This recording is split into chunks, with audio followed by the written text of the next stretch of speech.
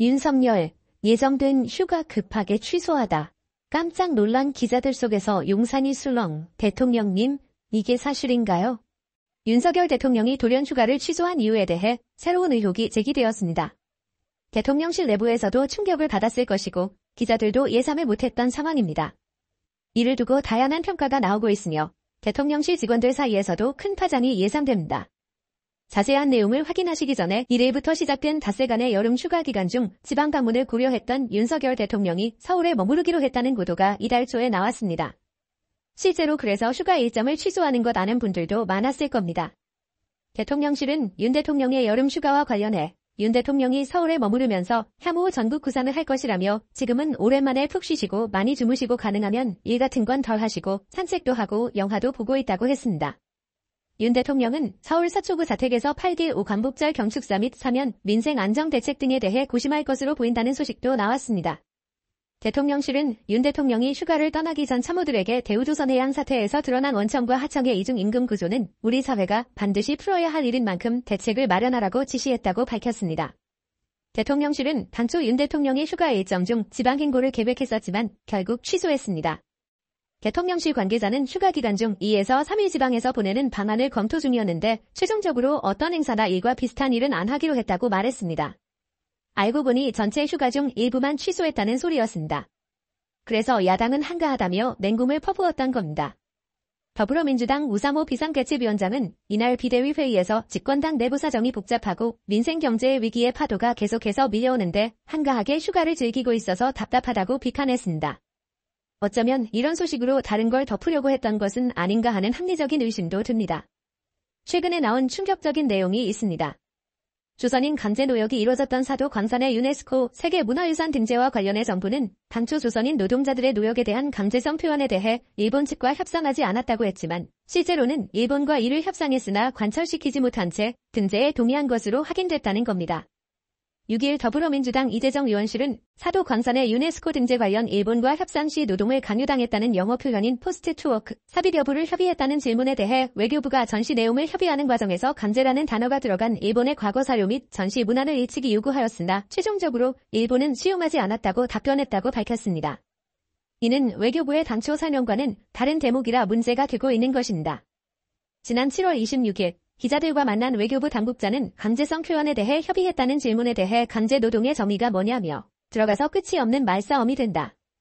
일본은 일본식대로 얘기하고 우리는 우리식대로 얘기하고 그래서 그 부분에 대한 논의를 이번에는 하지 않고 일본이 무엇을 할 것인가에 집중을 한 것이라고 말했습니다.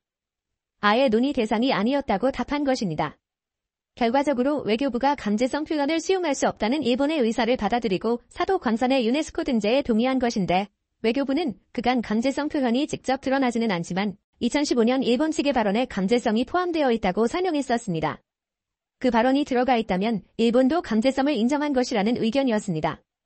2015년 7월 5일 일본 측 사토군이 유네스코 대사로서 세계유산위원회 회의에서 군함도 등 메이지시대 산업유산의 등재 확정과 함께 수많은 조선인 등이 자신의 의사에 반하여 연행되어 가혹한 환경에서 노동을 강요당했다고 밝혔습니다. 이재정 의원실에 제출한 답변에서도 외교부는 조리는 2015년 문안이 우리가 수용할 수 있는 최저한이며 그보다 후퇴하는 문안은 국내적으로 수용 불가하다는 입장에 협상했다.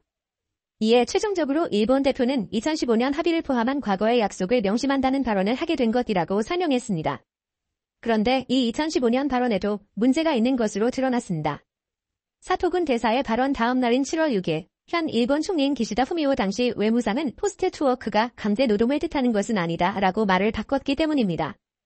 이 때문에 2015년 합의를 포함한 과거 약속을 명심한다는 일본의 표현이 강제성을 인정했다고 평가하기는 어려운 것 아니냐는 지적이 나옵니다. 오히려 외교부의 설명과 이재정 의원실에 제출한 외교부의 답변 등을 종합해볼 때 강제성 표현과 관련해 정부가 직접적 표현을 요구하지 않고 2015년 발언을 확인하는 수준으로 넘어갔기 때문에 한일 간 합의가 이루어졌을 가능성이 있어 보입니다. 강제성 문제는 일제 식민 지배를 어떻게 규정할 것인가를 골자로 한 역사 인식의 문제이기 때문에 양측이 합의하기 어려운 부분입니다. 조선에 대한 식민 지배를 합법적이라고 주장하는 일본은 국가총동원법 등에 의해 조선인 노동자가 사도 광산에서 합법적으로 노동을 했다고 판단하고 있습니다. 하지만 식민 지배를 불법으로 보는 시각에서는 조선인 노동자들이 일제에 의해 사도 광산에 강제 동원되어 노력한 것으로 규정하고 있습니다. 이 때문에 정부가 강제성 표현을 직접적으로 포함시키지 않는 방향으로 일본과 합의한 것을 두고 일본의 식민사관을 인정한 것 아니냐는 논란이 일고 있습니다. 우원식 국회의장은 이날 발표한 입장문을 통해 정부의 사도광산 등재를 둘러싼 외교 협상의 과정과 내용을 전모를 공개하고 강제동원 피해자 명부 제공을 일본 정부에 요청하라고 촉구했습니다. 우 의장은 일본 정부가 군함도 등재 결정 직후부터 강제동원과 강제노동을 부인하고 이후 국제사회를 대상으로 지속적인 여론전을 펼쳐왔다고 지적했습니다. 그러면서 이번 세계유산위원회에서도 일본 대표는 강제노역을 명시적으로 언급하지 않았고 한반도 출신 노동자라는 용어를 사용해 강제성을 재차 부정했다고 말했습니다. 모든 것이 연결되기 시작한 겁니다. 어쩌면 언론과 방송 장악도 이런 것을 편하게 하고 싶어서 그랬던 게 아닐까요? 이미 현실이 된 것 중 하나가 검찰의 무더기 통신정보조회 논란과 관련해 당내 1차 전수조사 결과 이재명 전 대표 등 전현직 의원을 포함해 139명이 통신사찰을 당한 것으로 확인됐다는 것입니다. 검찰의 통신정보조회를 통신사찰로 규정하고 당 차원의 전수조사와 법률 위반 검토를 예고한 지 하루 만에 나온 결과인데요. 한민수 민주당 대변인은 통신사찰이 알려진 직후 여러 경로를 통해 사찰 피해를 받은 분들의 신고를 1차로 접수받았다며 2차 취합 결과 이 전 대표와 추 의원 등 139명이 통신사찰을 당했다고 지적했습니다. 총 건수는 중보 포함 1,100건인 것으로 나타나면서 파장이 커지고 있습니다. 이 중 현역 국회의원은 19명, 전직 국회의원은 2명인 것으로 조사됐으며 전직 의원들은 통신조회 당시에는 현역 의원이었던 것으로 알려졌습니다. 이 밖에 보좌진 8명, 당직자 43명, 전 고좌진과 당직자 7명도 통신정보조회 통보를 받았다고 신고했습니다. 얼마나 충격적입니까?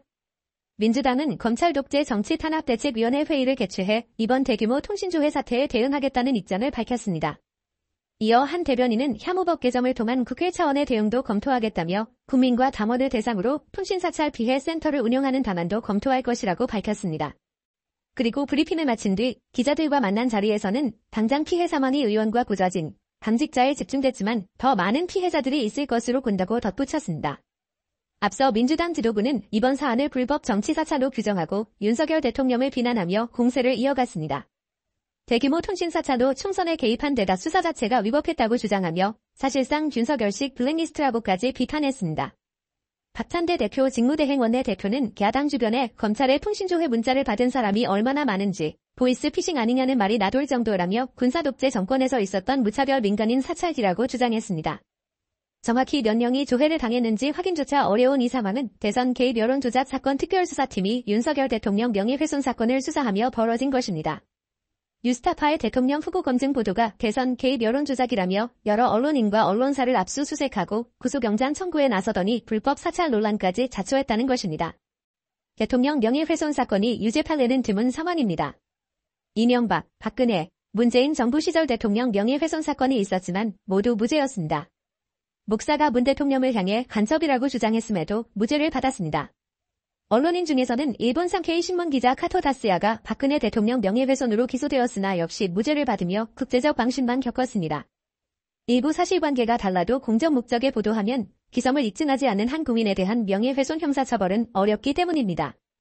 검사 출신 대통령이 이를 모를 일이 없는데도 무리하게 유죄로 몰고 가려다 보니 논란만 거듭하는